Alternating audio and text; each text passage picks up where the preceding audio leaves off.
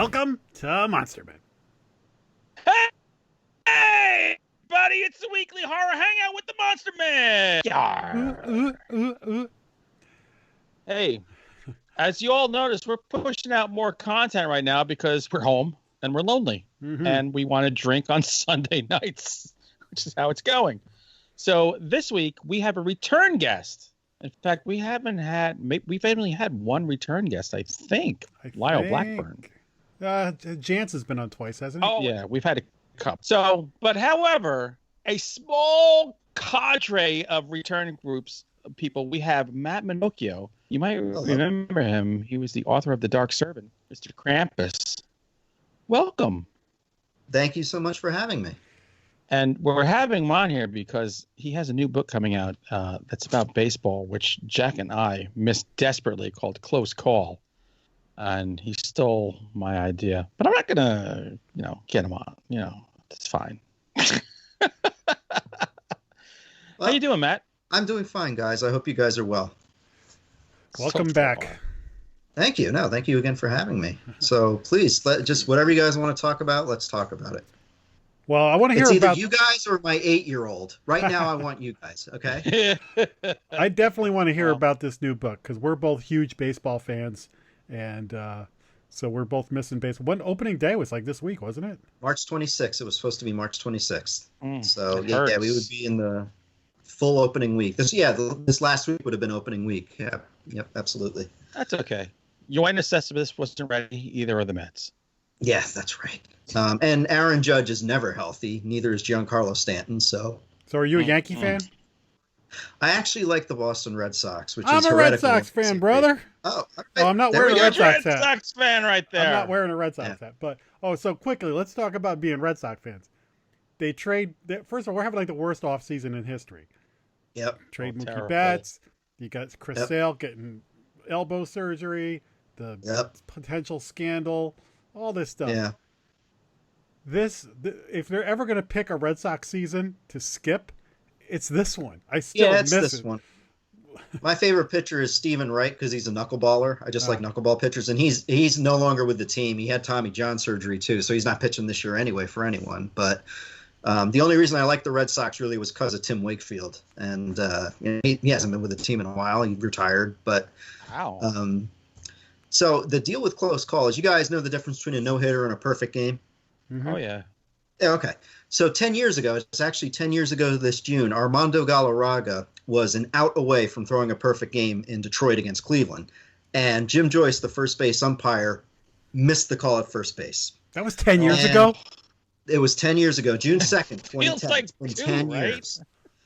And I got to thinking, there are like radio contests. Local stations have them. Like, they'll pick your name out of a hat. And all right, so if this pitcher throws a no-hitter tonight, you win $1 million. Now I got to thinking, can you imagine being that guy? Like, you're on the verge of winning $1 million or $5 million or whatever it is. The odds are astronomical, and then that happens, and you're out of $5 million just like that. How far would you go to get the commissioner to try to overturn the call? Would you go to murder to try to get him to do it? And so that's what in the kind words of Marcellus Wallace, I'd have some pipe hitting motherfuckers. Right. Well, they can't get to him in security, so he starts getting body parts in the mail. Tell him overturn the call, and there is that element of horror to it because the killer has to be pretty over the top ghastly in order to get the commissioner's attention. But I try to make it. Baseball's supposed to be fun. It's a fun book. It's not like, I try to add humor into it. It is more of a crime thriller than it is straight up horror, but it's got that element. As you can tell, there's a bloody thumbprint right there. So, does that equate with the bloody sock? No, nothing like that. But that was the gist of it. And I remember this was way back when. I'm sure you guys know that Hunter and I were victims of. See, I've even forgotten their name now. That's how long it's been. Remember the company that went bankrupt with Don? Oh, Sam Hain. Not well, that the one before that. Dorchester Leisure. Yeah, Dorchester. This was supposed to be written as a sequel to The Highwayman, which is the previous book before this one that was supposed to come out for Dorchester. And I finished it before. This was before Instant Replay happened, so I had to kind of get around that and say that this predated Instant Replay, and this is one of the reasons what happened in this book is why Instant Replay happened. Now, that's not true at all, but, it gives that little element of, oh, all right, so, yeah. So no, you sold there was the no Highwayman to Dorchester and Don back in the day? Yeah, that was the first book. I was supposed to actually get an advance with that one, but that didn't happen. So we must have he must have tried to sign us at the same time. Yeah, it was right around then. Yep. Yeah, I was like, oh, Christ, yeah. I was suicidal. Well, but Jack Ketchum actually and Brian Keene were the two that kind of talked me off the roof at a horrifying convention, and I was like, I went to that convention just depressed as all hell, and I walked out of there going, all right, man, it's going to happen. It's amazing how just meeting those two guys changed my whole outlook. Yeah. Yeah, I agree. I was really down and out for one day, and I just realized, look, you know what? Just you got to keep at it. And, it worked out in a sense. I just hope that Crossroads seems to be doing pretty good, and they've been great to me. So shout out to them, Crossroad Press. They're the ones. And they actually do have some of Brian Keene's audiobooks. They do a lot of publishing of, I think they might even have Jack Ketchum's title, some of his older ones too. They do a lot of that. So would you say that Crossroads has been very, very good to you? Very, very good. Baseball been very, very good to me. Exactly. So. Chico Escuela, right? Yeah. So it kind of sucks, but it was just I was out on a walk today with my son, and you just see strangers on the street, and the first thing they bring up is, when is sports going to be back? Yeah. And I really feel bad for the degenerate sports gamblers out there. Think about how miserable they are. Oh, I'm surrounded by them. I know. Well, when you start thinking about the economy and all that, just think about how much money just in sports gambling is not being exchanged right now. I was in a March Madness pool, and I Venmo'd the info, and then I got a Venmo back then my friends know, it was on my birthday. He's like, this is not a birthday present, this is, I'm so sad there's no March Madness. Yeah, but think of all the families that aren't being broken apart by gambling right now. So maybe that's a good thing. Yeah, they're just being driven apart by alcoholism instead. I don't know what you're talking about, Matt. No, I don't either. No friggin' clue. Nope. Sure. All right. Yeah, go ahead. Just ignore me. Did you ever? I sink into alcoholism.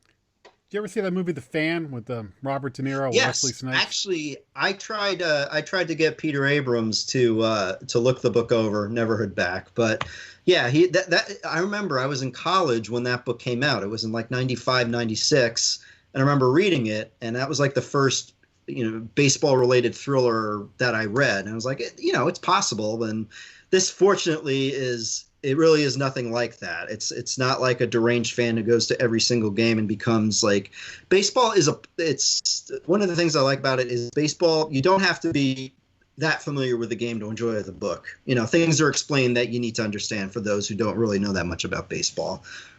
Whereas with The Fan, baseball was, look, who was it? Wesley Snipes was the athlete in the movie, and Robert De Niro was the deranged fan. But I do remember it. And Peter Abrams, that book is one of the ones that I remember, and one of the reasons why I wanted to do this. If memory serves me, it's a pretty good movie. Yeah, it was okay.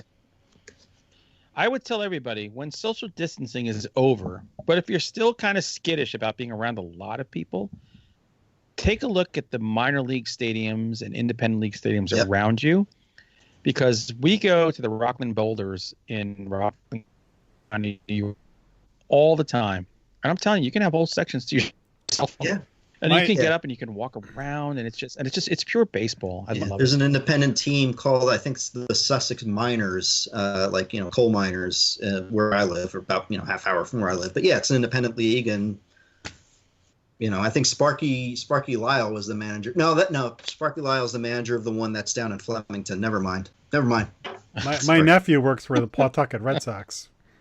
Oh, cool. They're moving to Worcester next year. So this is we'll see what they're moving to Worcester, and I don't know what if they're going to have a last season in Pawtucket or not. They're going to be the Woo saying Sox. It wrong. It's Worcester. Worcester. No, it's Worcester. It's Worcester. That's the I say. Wow. We used to go to Paw Sox games when I was a kid. We used to drive all the way up there to go see them. Mm-hmm. It's the coolest. I don't know if they're going to have a season this year or not, but yeah, I don't know. At what point are people wanting to go back to a stadium? Yankee Stadium. All right, so yeah, you would. I'd go right now. I'd go tomorrow if you gave me a game. Yeah, I don't know if I would. Get creative. They can sell like Yankee Stadium, like bandanas that you put around your mouth, things like that, because that's what people are going to do. That's right. Instead of Bat Day, get bandana and rubber glove day. Yeah, N95 mask day. Brought to you by 3M 10 months from now. Listen, I go to Fenway Park for a lot of games. I go to probably 4 or 5 games up at Fenway every year. You are so smushed in those seats. Yeah, you are. I don't think I want to be that close to people. Well, maybe what they do is they limit the number of attendees, and they demark the seats where there's space between everybody. I mean, maybe that's what you got to do. Yeah. Even if you limit it to say 10,000 fans, so what? It's better than nobody. That's true. Yeah. And I can't see people wanting to go to basketball games or hockey games indoors where it can be really, have like germs floating all over the place. Nobody gave a damn about germs before this. You notice that? Now everybody's thinking, oh God, hand sanitizers all the time. Look, society's really going to change. If you get nervous, watch George Carlin's old stand-up about swimming in raw sewage in the Hudson River. Yeah. And how none of his friends got polio because they swam in raw sewage. You got to give the immune system a little something to work with. I actually agree with that. I live with 2 people, my wife and my daughter, who have severely compromised immune systems. But as I was saying before, my doctor's pretty sure my wife has it, but you can't get a test for that in New York right now where we are unless you're exhibiting life-threatening symptoms. And she's doing fine. I've seen her worse a million other times. So, because her immune system is used to kicking the crap out of anything that comes into her system. Good. Yeah, it seems so foreign to me because I don't know anybody who either has had it or has died from it. So in a way, it's kind of like I can't really connect to it, but there are families that are being ripped apart by it right now, by the thousands now in New York. It's incredible to think about. We know several people that have had it. We know a couple that have been on ventilators, a few that are still in hospitals, but they're alive. They made it. And they were people with very bad health problems to begin with. I have a friend who had it up in New Haven, and she said that briefly in one of her Facebook comments, she just said there was like 3 or 4 days where it just was like hell. But she got through it. But she still didn't have a sense of smell or taste at last report. Oh, wow. That would suck. That would get me to eat broccoli, I guess. Did she have to go to the hospital, or was she able to take care of it at home? I don't think she had to go to the hospital. That's good. And she said she was going to donate antibodies. Good. But I can't believe we're having this conversation every time we do it. And I really, it gets you thinking. Like, you're always like, you see these movies about outbreaks or about the zombie apocalypse, and we're always just like, that'll never happen. And then today I went out with a mask on, yeah, I did too. I went to Walmart the other day with a bandana on. So I do mask and gloves if I'm in a public place surrounded by people. Yeah. And what mystifies me is I see parents bringing, like, I won't bring my son. He's 8. He's healthy. I just don't want to risk it and bring him into a store anymore. And I can't believe that. A month ago, everything was fine. Just think about that. 1 month ago, we knew that it was out there, but we were still out and about doing stuff. And so, yeah, in that month, now you're home. You're working from home. What are you doing to tickle your horror bone? Well, it just so happens, and I'll give Adam Higginbotham it's not horror, but what happened was horror. Midnight at Chernobyl. Midnight in Chernobyl, excuse me. It's the actual story of the Chernobyl nuclear plant meltdown. And while not horror per se, reading about what happened to some of the people that experienced this firsthand, the way their bodies broke down, you learn more about radiation poisoning than you ever thought about in your life. Oof. But that is truly a horrific thing, what these people went through. So I do read that before I go to bed at night. How the hell are you doing that right now? What? What's the matter with you? What? I thought about watching the Chernobyl Netflix series, and I'm like, nah, I can't. I need to watch like The Office. Oh, it's so worth it though. It's such a good. It's the more. I was a history major in college, and to me, I look at more of the historical accounting of it. And the one thing we realize is, yes, there was a nuclear explosion. What could have happened really quickly? What could have happened if the Russians didn't intervene was. Basically, there was like radioactive lava, just a mix of metal that was like in the bottom of the plant. And if it melted through the plant, literally melted down through the plant into the water supply, it would have superheated the water and caused a gigantic steam explosion. There were 2 other nuclear plants right next to it, 2 other nuclear reactors. It literally would have destroyed a lot of Europe if they did not intercede. So, I mean, it really is amazing. I mean, thank God that the Russians were able to get it under control when they did, or else parts of Europe would be uninhabitable right now. Parts of the old Soviet Union would just be a Hunter Shea book, with people running around with the Loch Ness monster coming out of the magma. Yeah, skunk apes everywhere. So you don't believe in counter programming, obviously. No, you're leaning hard into the I literally rented Contagion the first week we were just to watch Gwyneth Paltrow die. But other than that, that was the part of the movie that made me feel good. But everything else after that, I wanted to see just how much of it really looks like it's happening today. We haven't seen riots in stores. Every time I've been to a supermarket, there's been no toilet paper or paper products, but it's been orderly. People have been very respectful. Yeah. There haven't been highways with cars just broken down and scattered about like the zombie movies. When something like that happens, if I see a highway with cars on it that aren't moving, then I start to get worried. That hasn't happened. Yeah. People have been actually very nice and kind toward each other. And for the most part, they have been social distancing, at least in the area where I am. The little town that I live in, there have been 7 cases. I have no idea who, but it's reached down to almost every town level in New Jersey. I think the city I'm in, we've had almost 1,000 right now. Wow. Yeah, it's crazy. But whatever.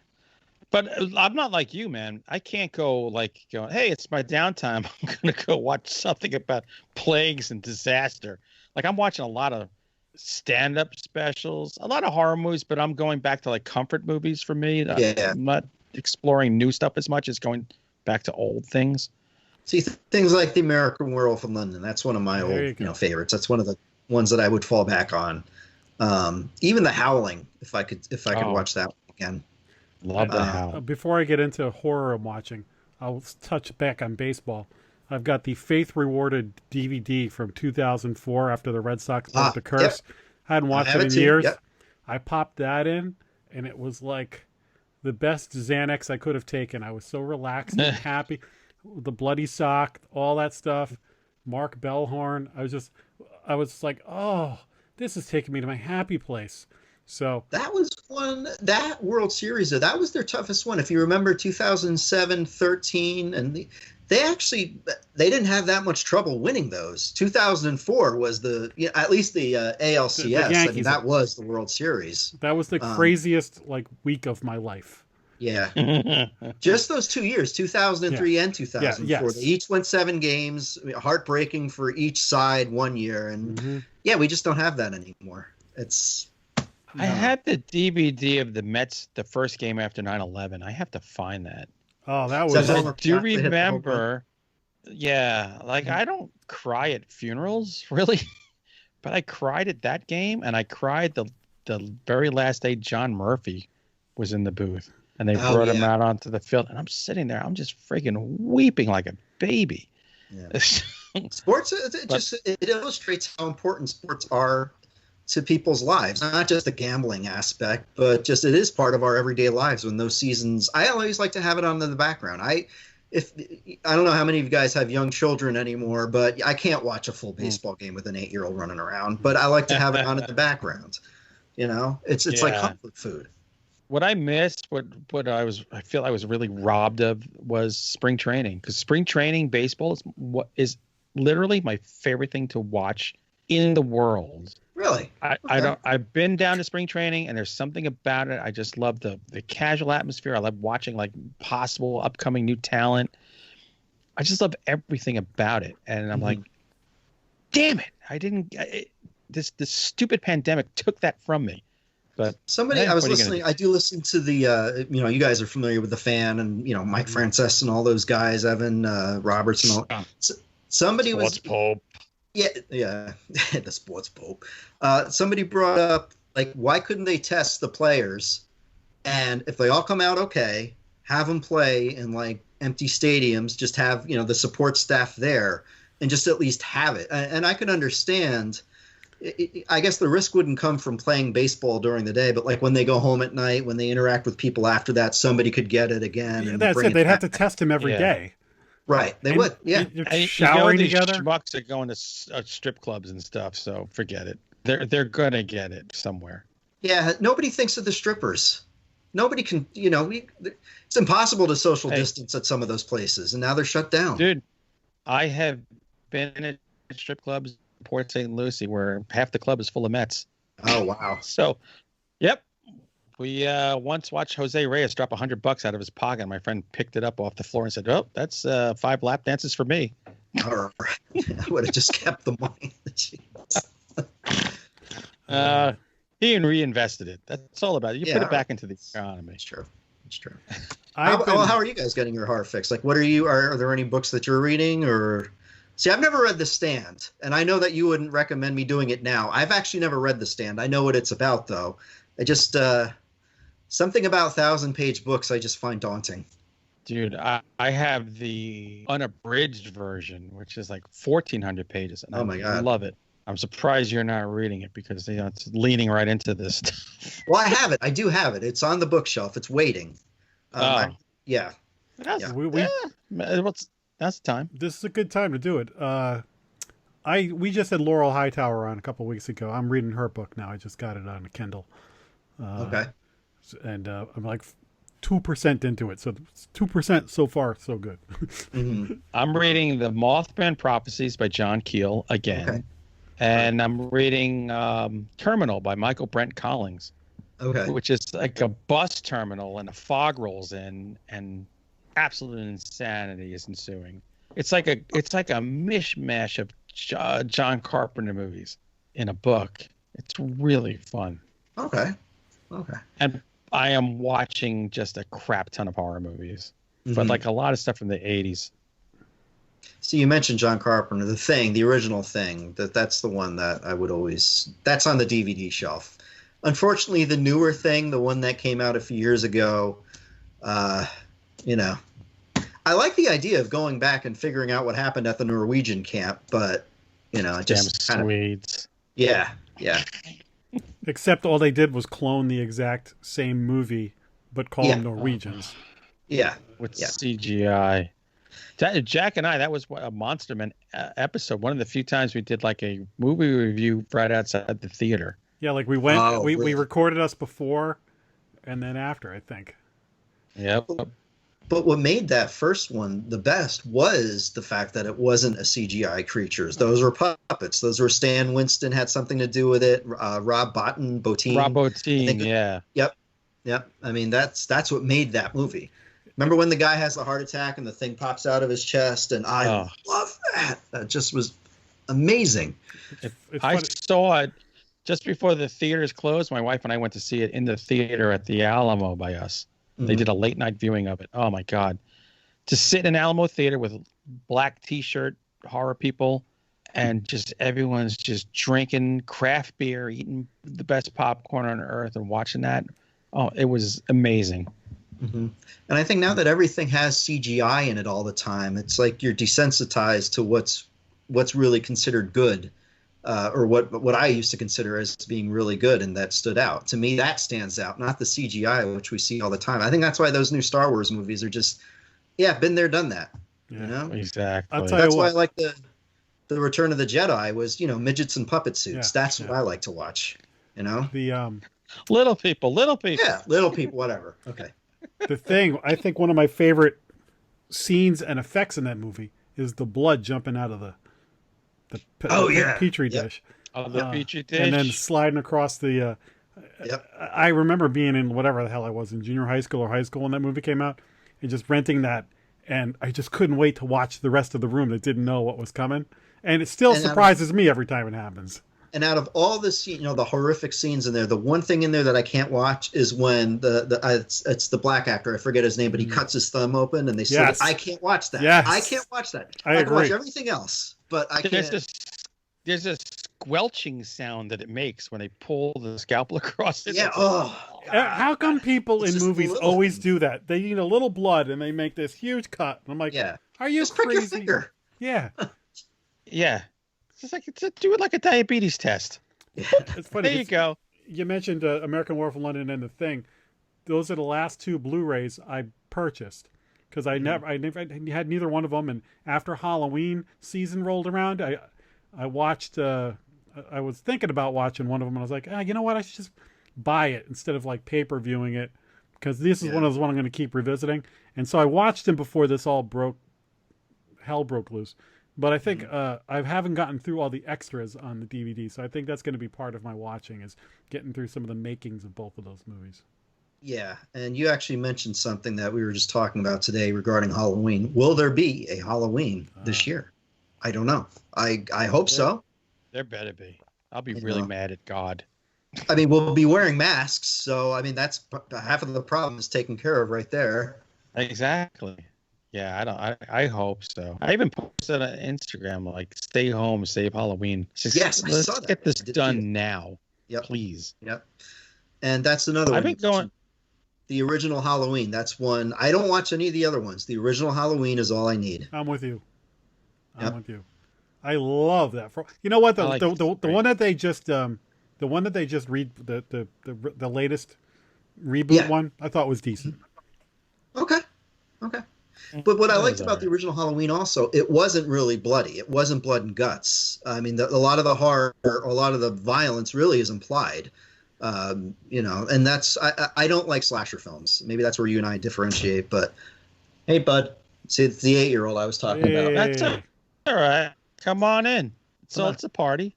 Pop up. Hey, what's up? Hey, how you doing? Hey, pal. Say hi. This is Nathan. Hey, Nathan. I'm Jack. That's Hunter. And Hunter. Hi. Hey, they made hot dogs after you. Nathan's Hot Dogs, right? Yeah. He's been watching the Transformer movies over and over and over. I hate them. It's got Megan Fox. Yeah, he's too young to appreciate that right now. Give him time. Give him time. I promise. Don't worry. I'll be down soon, okay? That's his Star Wars now. Yeah, I guess so. I like Bumblebee. Bumblebee is the best one of the bunch, actually. Hey, Nate, shut the door, pal. Wasn't there like a Bumblebee movie? Yeah, that actually was good because Michael Bay had very little to do with it. Oh, that's got Haley Steinfeld's in that, right? Yeah, and the thing is they didn't overload it with Transformers, so you didn't know what the hell you were looking at. It had it had a few characters. The human characters are relatable. It harkened back to the 1980s. It's set in 1987, so that's when I grew up. So I recognize everything, and I think that's why I liked it. But it just was a good Transformers movie. If you're gonna watch one, watch that one. And you'll get a lot of the cartoon references to it too, because that's when the cartoon came out in the 1980s. So I'm waiting for a Thundercats movie. Oh, I remember that. Thundercats. See, I always passed Transformers didn't hit for me. Mm-hmm. Like my brother-in-law is 5 years younger than me, so like Transformers came out, he's like, oh my god, I can't wait. I'm like, I was kind of like doing things in the backseat of cars at that time, so I didn't care. On G.I. Joe, that was another I was one. an altar boy, so was I. No, I'm kidding. That's terrible. No, I was an altar boy too. That's awful. Sorry. Hey, Father, you want to play Leapfrog again? No, it's Palm Sunday. We shouldn't be doing this right now. Oh, that's right. It is Palm Sunday. Nobody's in church. That's the other thing. I know. only really bad pastors are having people come to church. You really shouldn't go there. And No, I know a lot of people want to, but that's the way it spreads. It's absurd that people are doing this. Yeah. If people the Easter Bunny's not coming this year, I'm going to have to break it to them. People think, oh, God will protect me. I'm like, if you said, oh, God will protect me, and then jumped off a cliff, do you think that you wouldn't die? So, well, if he drops a ventilator in your backyard, okay. But I doubt that's going to happen. I saw a great tweet that said anybody who's going into a church should have to sign a thing that says, I waive a ventilator if I do this. Yeah. And also, I agree to live in a sewer till June. Don't come up here with the rest of us. Go stay down there with the chuds. Yeah, if there is one thing that this virus is teaching us, it's who should not be allowed to vote or really be a part of society. There are just some really stupid people out there. Like if you're drinking fish tank cleaner because you heard the president say that an ingredient in it can help you, and it says on the fish tank cleaner box, don't eat this, and you still eat it. And that was amazing. Yeah. But, they should... idiots. But yeah, no, there are the churches down there, down south, unfortunately. And I have nothing against the South. My first job out of college was in South Carolina. I loved it down there. But there are people that this virus was brought on by the devil, so let's all get together. No, you idiots! It was brought on by China, by a communist authoritarian regime. That's who did it. So anyway, do you prefer to call it the Wuhan virus? I like to call it the Chinese communist virus. Or the communist Chinese virus. I think that's more appropriate because it is pointing out the governmental system and the location of where it happened. And I don't buy any of that bullshit. I'm sorry, I said a bad word. I don't buy any of that. You can. We're all adults here. But no, it's not racially insensitive to point out where the virus came from and the government that was behind its spread. I'm not saying they created it to unleash on the world. They'd be stupid to do that. But I think they were grossly negligent in the management of it. Although, if you were going to start it somewhere, Wuhan was much better than Shanghai or Beijing. When you think about it, okay. If you were going to sacrifice a city to start a pandemic, better up with Wuhan than something like one of these huge cities. Oh, I see. Yeah. Well, I mean, the other thing I don't believe is I think their official death toll in China was like 3,000. Out of a country of 1 billion people, only 3,000 people died.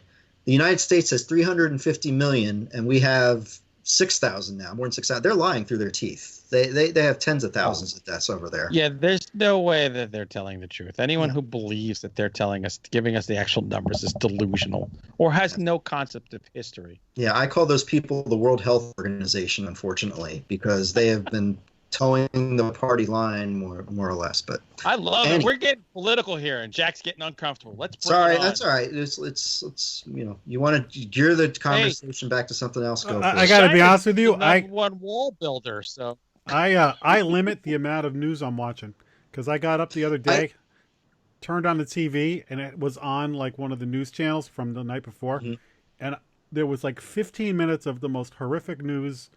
And then I turned it off and had to start my day of working from home, and I was rattled for a good couple hours. And I don't watch it. I don't have. I only have channels 2 through 12, just because with the sun around, I just don't have a chance to watch all that kind of stuff. So why pay the money to not watch it? I'll look at NJ.com. They usually have a good summary of, unfortunately, the number of infections, the number of deaths. I'll look at if any of the numbers are going down somewhat, but I don't watch Trump's news conferences. Too many of the journalists are out there to try to make names for themselves as opposed to reporting something that can actually help people. And I think the most valuable part of those news conferences are when Dr. Fauci and Dr. Birx say stuff, not really the president. That's just the way it is. Oh no, he's a fool. But look, I also don't spend my life bashing the guy. But I'm on day 4 with zero news whatsoever. Yeah, I don't. I really every medium that can give me news. Mm-hmm. Yeah, just I'll check like a couple of websites that I know will just let me know what's going on in New Jersey. That's all I need to know right about now. I'll watch John Oliver tonight. I'll watch The Daily Show and stuff like that, where you get some humor with the news. If you, all right, I recommend Dave Attell, the comedian Dave Attell. If you can find some of his stuff, he is the best. He is absolutely the best stand-up. Dave Attell, when he had that, what was it, Insomniac, where he would go into a town. I'll never forget. Somebody called me up and goes, Jack, have you ever seen this Insomniac with Dave Attell? It's basically the job you should have. He goes to a town, eats and drinks with people, gets drunk, eats all their food, and then moves on to the next town. He goes, it's what you were made for. It's like a toast to Dave Attell for having that. And then I saw a thing later that said that show almost killed him. Yeah, he gave up drinking. Years later, he gave up drinking because when he started to get notoriety from that show, people would always want to buy him drinks, and he always felt obligated to drink them. But yeah, I've seen him where I am in New Jersey. There's the Stress Factory in New Brunswick, and he played there in December. He was great. He's just. And that's what I hate about this virus. I love stand-up comedy. I love going to clubs. I've done open mic nights. It's fun. When it works, it's fun. And now, I know. I don't know if some of these clubs can survive anymore now. I mean, my dream stand-up is if I would ever catch Dave Chappelle when he does one of those late-night 2-3 hour stand-ups. Oh yeah, like the Comedy Cellar in New York, some places like that. Yep. Oh my God! If I could ever catch that, that's like bucket list. Done. I don't think I'd ever need to see another stand-up again. Maybe Gilbert Gottfried, but that would be it. Mm-hmm. Gilbert Gottfried, he performs at the place that I like to go to, Scotty's, and give a shout out to Scotty's Comedy Cove in Springfield, New Jersey. Gilbert has performed there a few times. So here's the deal: if you need a break from the bullshit going on right now, listen to Gilbert Gottfried's amazing Colossal podcast. Okay, yeah. Which is it's a trapping in amber all these old time stars of music and film, TV, writers, producers. It's amazing. It's the only podcast I haven't missed an episode of ever. Okay. It's just amazing. I have tickets to see Jim Gaffigan. It was supposed to be April of this year. It's been I believe it was moved to May, and I don't expect that's going to happen. Who knows? Where were you supposed to see him? Madison Square Garden. Oh wow! Oh. Yeah, it sucks. If it is in May, I'm not going. Yeah, I think I can't see it being, especially in New York. I can't see it happening, unfortunately. Yeah. I mean, look, and he's fine. He can ride this thing out. But there are a lot of younger comics who need to be on the road to make a living, and right now they can't do it. They can't. I just want to go back to something you said. You said you were in California, South Carolina. Yep. One of your jobs. What town were you in down there? I was in Anderson, South Carolina. You know the beautiful ocean by Myrtle Beach and all that? Anderson's nowhere near there. It's in the up part of the state near Georgia. It's more near it's closer to Charlotte, North Carolina than it is to Myrtle Beach, put it that way. It's like in the okay. Yeah. But my uncle was the mayor of Fort Mill, South Carolina, which is right over the border from Charlotte. Okay, because where I am, the cities, there's Greenville, South Carolina, Spartanburg. Those are the areas that I was familiar with. Clemson wasn't too far away. It's in that area. Right. And I was a newspaper copy editor for the first year out of college down there. And it was great. The people in the South were just as nice as could be. They are. It's funny because all my family's down there. They're all Southerners. And I took my wife down there once for a family reunion, and we're in the supermarket. This is day 3. We're in the supermarket, and this woman goes, "Y'all have a great day. It was so nice meeting you." And my wife walks out. She goes, "Fucking phone me." Such a New Yorker. I'm like, just being nice. She goes, "No, she's fake as the day is long." I was like, no, that wasn't fake. They are like that. They are polite like that. When you pass somebody on the street, you'll get those kind of greetings or well wishes, and I know. But my wife was like, I don't buy it. There's an ulterior motive here. One of my best friends lives in North Carolina. One of my best friends lives in North Carolina, and just the other day, was out for a walk with his sons, and he's texting me pictures of this huge, I don't know what hell kind of snake it was, but it was a dangerous snake. And he's like, this was 8 feet away from us as we were walking. But I was like, I don't want to live where you live. Yeah. North Carolina. Well, actually, there's some sticks areas out there. Oh, no. But where I was, they have tornadoes down there. And I remember I was lying in my bed one morning and a small one passed by. And like, what the hell do I do? I like pulled the covers up over. Like, that's not going to help me out, but that's the kind of stuff that can happen. My buddy lives in Nashville, and those tornadoes that were just down there, mm-hmm. They were asleep, and all of a sudden they just heard these. I don't know what the hell they just heard, like this ungodly noise, and the transformers were blowing up, and so okay. So there was flashes and explosions and stuff, and all this. I know exactly what that sounds like. I do. Yep. And then they were checking their phones, and they're like, "Oh my God, there's tornadoes coming and stuff." And then when they looked at it, it had actually passed them by the time that they had gotten the warning. Oh, wow. They looked and go, "Oh, it just passed us." So it was like a few 4 or 5 blocks away from them. It's like destroyed, and they're okay. Yeah, that's what I like about living in New Jersey. At worst, we get a bad windstorm. Or like once every 20 years, we get like a Superstorm Sandy type event. We don't really get the bad weather where we are up here. I'm kind of thankful for that, but we all are. But there was it had to be 10 years ago. We camp up in the Catskills.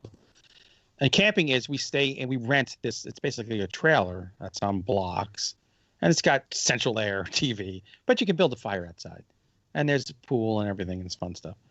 So my daughter at the time, my oldest, was terrified of just regular rain. Regular rain would set her into a tizzy of just sheer panic when you have to Benadryl her to get her to go to sleep. So we're up there, and they announced that there's a tornado ripping through the entire county. And then the klaxons go off. Sirens are going off. The sky turns black as night. And here we are in an effing trailer. You can't be in a worse place to be other than standing in the middle of nowhere. Yeah. So she's freaking out. And I remember to calm her down, I said, there's nothing to be afraid of. So she's in that house. And outside to show her there's nothing to be afraid of as the trees are bending to the point of breaking and the wind is whipping and I'm being pelted by hail. And you hear what sounds like 400 locomotive trains barreling down on you. And it went from absolute hell to gone and daylight, like nothing ever happened. And it skirted right around where we were staying and just destroyed another campground that was right behind us. Oh, wow. And I'm thinking, like when it was done, I'm like, what was I going to show her? Hey, watch, Dad's the first to die. Nothing to be afraid of. Watch me get sucked up and die. So years later, when another one hit, I was like, yeah, let's all go into the cement communal bathroom and let's wait it out in here. And if you don't like it, too bad. I was in the Hudson Valley Rib Fest competition years ago with my cousins. New Paltz? The New Paltz. And we had I think it was the first year we did it. My cousins had gotten a camper. And I just drove up there, and we had a tent. We put Christmas lights and like a outside, like the kind of couch you'd have on your front porch, like a wicker couch. Mm-hmm. And I was like, we called it the lounge. It's like, I'm going to sleep in the lounge. It's beautiful, whatever.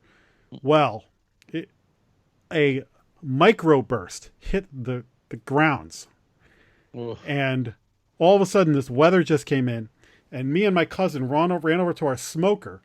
And we were holding the canopy over that and everything when the lounge uprooted, flew over us. So the rods of that like go flying over us. There's lightning and stuff like that. And the two of us looked at each other like, what the hell are we doing? And we ran into the camper. Turns out this microburst just ripped through a line in the campgrounds. We were the last of like 4 or 5 slots that got like destroyed, right. And everybody else around us was just wet. And wow. I mean, I'm thinking about like, thank God that no shrapnel hit us while we're idiots, or lightning didn't hit us when this like microburst or like that the friggin' whatever funnel cloud or whatever it was hit us. So right. The two of us like laughed about it later. We were like, yeah, we're a couple of idiots. What the hell were we doing out here? Well, you see, my son's in the Cub Scouts, and that's been canceled until further notice. And I'm not too upset about that because at the very end of May, we were all supposed to go on like an actual camp out. I don't want to go. So, wow. he might have fun. But I just I do like having the luxuries of home. I don't want to have to go out in the middle of the woods and have to worry about, you know, cooking my own food and stuff like that. I understand a lot of people like that. Nothing against them. Just you know. Cavemen invented fire to get out of having to do that day after day. There's a reason. Well, speaking of horror, I actually wanted to bring this back. You guys got to see my son before, and I did show the one full horror movie. Not real. You guys wouldn't consider it horror, but I actually liked it. Was The Wolfman from the 2009, the one with Benicio del Toro and Anthony Hopkins. Oh, wow. I actually like that movie. I think it's fun. It's not like any of the, not like the original, not like American Werewolf in London, although Rick Baker was responsible for the makeup in it. But it was, scary enough to make him jump, but not too over the top so that it would scare him. So I'm kind of easing him into it. The transformations in that are tremendous. Oh, yeah. Oh, absolutely. But, and it's because they didn't there have been werewolf movies where it's all digital, and it looks stupid. You need to have those prosthetics that Rick Baker uses in order to do it. I agree. And I let him watch the opening of American Werewolf in London when the two boys get attacked. I can't let him watch what happens after that. Hey, stick around for the shower scene, kid. Yeah, no, that's not until you're 12. But he got through it, and so I'll ease him into it. He's curious. He knows that I do horror stuff. He knows about Krampus. I let him watch the Krampus movie. We watched that together. Yeah, I would say show him the Mummy, Brendan Fraser's Mummy movie. Okay, sure. Yeah, okay. I remember that one. That's a fun one. There's nothing that really like. Has he seen Hocus Pocus? No, that's the one with the witches, right? Yeah. Yeah. Okay. Because that's got some, for a kid, that's got some scenes that would be scary, but it's also really funny. He's seen Jaws. Now that's not technically horror, but there's some scenes in there that are terrifying if you're a kid. And he got through it. He liked it. It's funny though, because if a kid that's like a little older, like 12 or whatever, they watch Jaws now and they're not scared at all. Like the crowds that were, because they've seen so much other stuff now. When that little boy got killed and I was a kid watching it, oh my God, that's traumatizing if you're a kid and you see something like that, Oh yeah. Actually, that's what made that movie so good. They got the little boy. They didn't spare anybody. That scene was supposed to show a lot more of the shark, and if you go, you can see behind the scenes shots, and they wisely didn't use it, so you just get a quick glimpse of the shark from a far shot. In that, actually, though, I just found out today. I saw it on the internet, so this is not substantiated, but it was from a Jaws account. The woman who played the mother of the Kintner boy passed away today from the coronavirus. Oh, jeez. Get out of here, really? Yeah.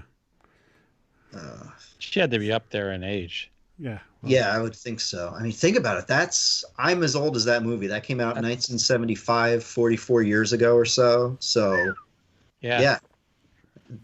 Figure she was like in her 30s or 40s then, so she had to be in her 80s, I would guess. But hey, we're rolling off track. Good horror films for the kids. I kind of like where that was going. What else? What are some good ones? Well, there's Monster Squad.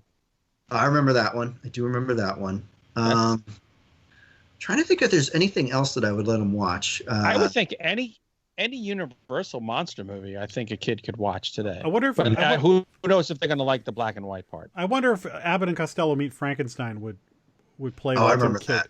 That's a classic. You know what I want him to watch, but I don't think he's going to watch it. Oh, he watched Trick or Treat. He did watch that one. That was okay. Oh, that's got some stuff in it. It does. Yeah. He was able to. You just turn your head at that point. Hey, good for him. Look, my dad took me to see The Exorcist, just me and him, when I was 5. Oh, wow. So it all depends. You got to gauge your child. How about The Witches? I want to watch. I want to watch The Lost Boys, but I think that's a little bit too much for him. I think at this point. You know what? There's no real blood in that. It's not really scary. There's no. The only part that's a little bit scary is when the vampires massacre. There's like a big bonfire party out in the woods, and that's the only part where it really gets a little bit bloody. And I would just tell the guy's head. Away. Yeah, and like rip the top of his head off and things like that. That's... Yeah. Hey, I named one of my daughters after Star in that movie specifically, and then she met the Lost Boys at a horror convention. Oh, that's awesome. And we told them, and they were drunk as skunks. And for 2 days they were just like, oh, look, it's Starman. It was I was like, oh my God. Never did I think when I saw the movie, would I have a wife who would agree to let me name my daughter that, and then meet the Lost Boys and have my daughter hang with them. It was the craziest moment, man. Yeah. No, I love that. That to me, I'm gonna have to see if I can get Nathan into that one. But you're right. In the beginning, when the vampire, they don't really show the vampires until way late in the movie. You know, it's all implied. Yeah. Happens. So yeah, it's a good one. It's got humor. The Frog Brothers are cool. They're contemporaries of his. You could start off a kid with something like Ghostbusters.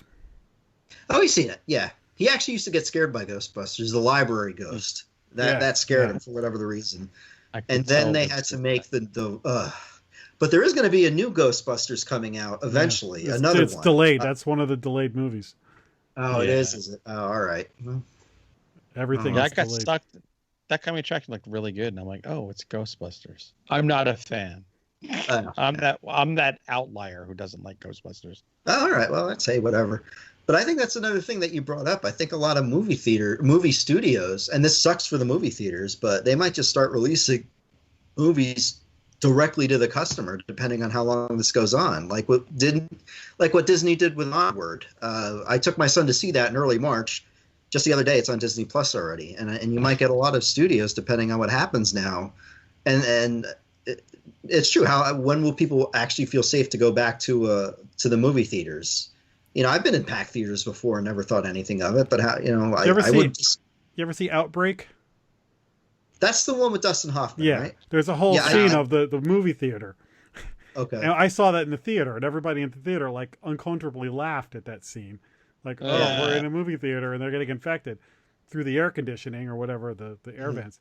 So I think the theaters are gonna take a big hit for a long time after. Once there's a vaccine or there's at least a drug that can, you can take if you get it, then I think. But still, there's going to be some people. You're never going to be able to buy Purell again. But Lee Winnell, who did the Invisible Man, is on the Shockwaves podcast this week, and he was talking about how he got a call from Blumhouse saying, "I got news for you. Invisible Man's going to get released to on demand early," and it was like the first movie to do that. So he was like, I wasn't sure if that was good news or not. And he said, well, it's a notable thing. So when they look back at this is going to be like the movie that started this trend, and this may change the whole industry, like you were saying. Yeah. And I think at some point, I'm talking like maybe a year from now, like you said, when there's a vaccine, and there will be at some point, and it's just a matter of time. But a lot of industries just are going to have trouble bouncing back. Not just the movies, just restaurants, anything where people congregate. Rock concerts. Yeah. I would love to see AC/DC again. That one I might actually venture out and go see. I'll put a mask on. I'll go see. That's not going to happen. He can't sing anymore live. Well, also the performers who are older don't want to go out and risk their lives. Yeah. They all smoke too many cigarettes anyway, so they've all got lung problems, so they're not going to want to. Yeah, you're right. Look at everyone for running for president. They're all at high risk. They're all 100. How the hell are they going to do an election in November?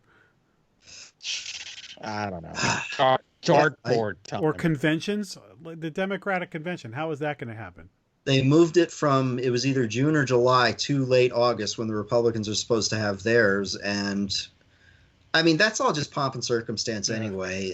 You don't need to have them, but it's a way to introduce the candidates again. And yeah, it might just be like what we're doing now. Hey, it really might be. It really might be. Go right ahead, Democratic Party. Take Governor Cuomo off our hands. Get him the hell out of the state, please. Yeah, I don't like the way he talks to everybody like they're 5 years old. Did you ever notice that? Just the way he's a punk. He's a punk who needs to be smacked in the mouth.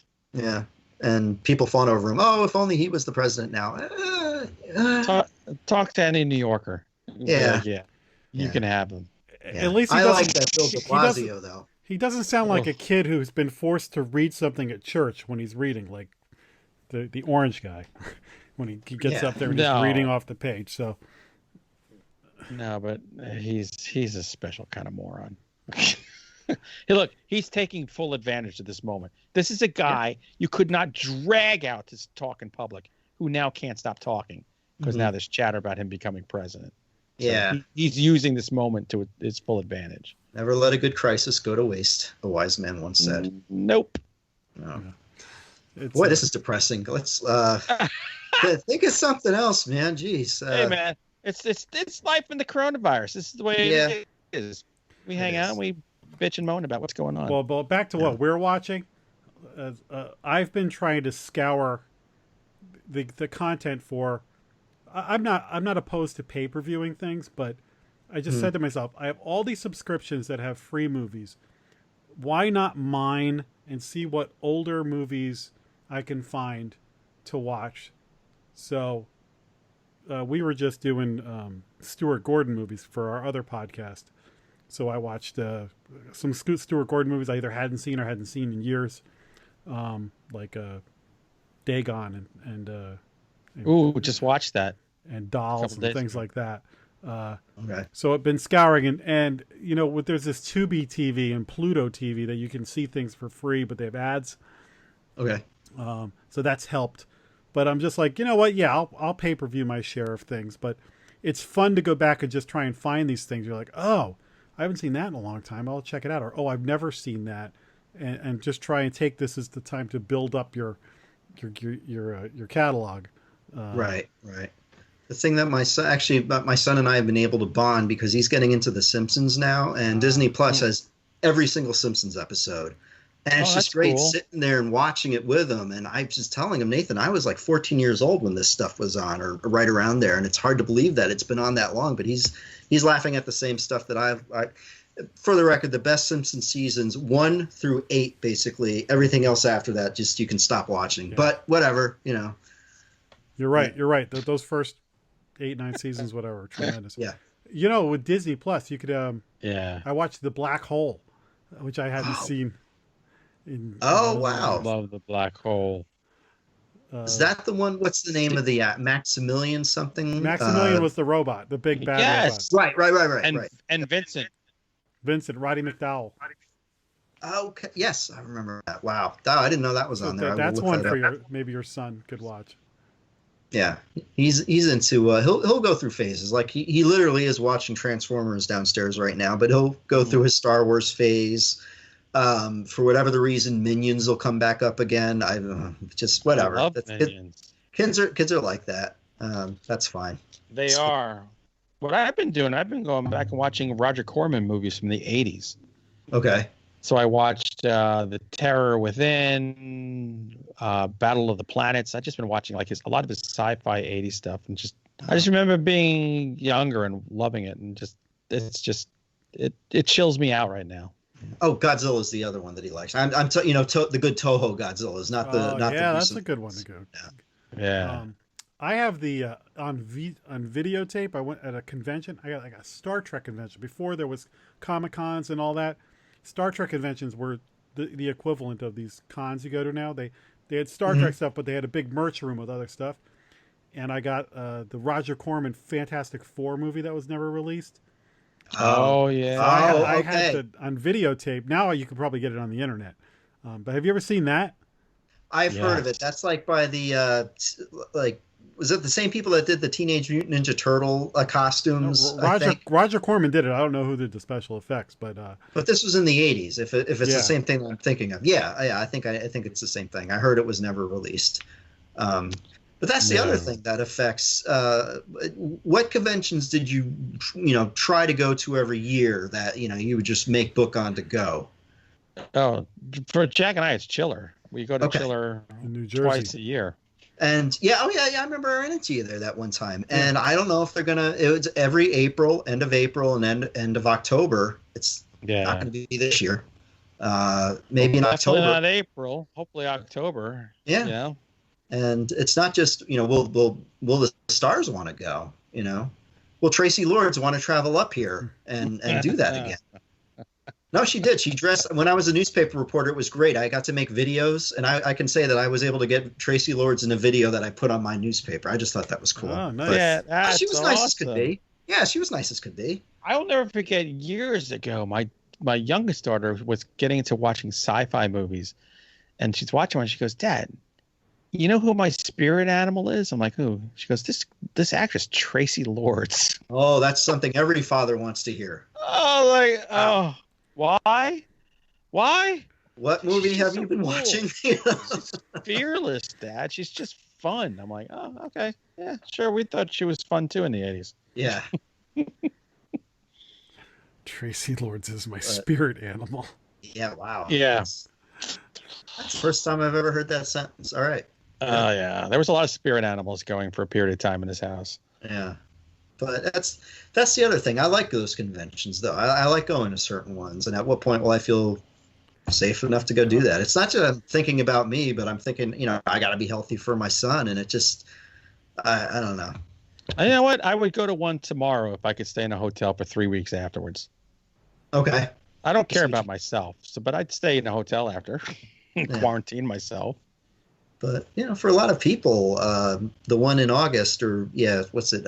Scares That Care. That's the big one that a lot of people look forward to. And a lot of people make sales there. And it just sucks that I can't see it. I'm hoping it happens, man, because I'm finally going back. Yeah. So we'll see. Oh, it's good. It's one of the best convention for readers. So you'll sell plenty of stuff there. That's not even the issue. It's just if they're going to have it. So actually, Hunter and I were invited to some kind of Comic-Con in Staten Island, and Staten Island, like in May, wasn't it? Yeah, and that school where they were hosting it was one of the first schools closed for coronavirus. Oh, yeah, wow! So we were very excited. We were going to host something, and that's been a kind of a dream of ours to do something like that. And we got it. I remember telling friends of mine, I go, yeah, I am like officially now the lowest level celebrity you can be. Oh well, something to shoot for. Yeah. Well, I'm just looking at the clock on the wall over Samantha Fox's head. We should probably wrap this up. Okay. Only because we've gone like an hour. This is awesome. I'm definitely going to check out your book, and I'm going to tell. I got a lot of baseball fan friends of mine, so I'll spread the word because I'm jonesing for some baseball.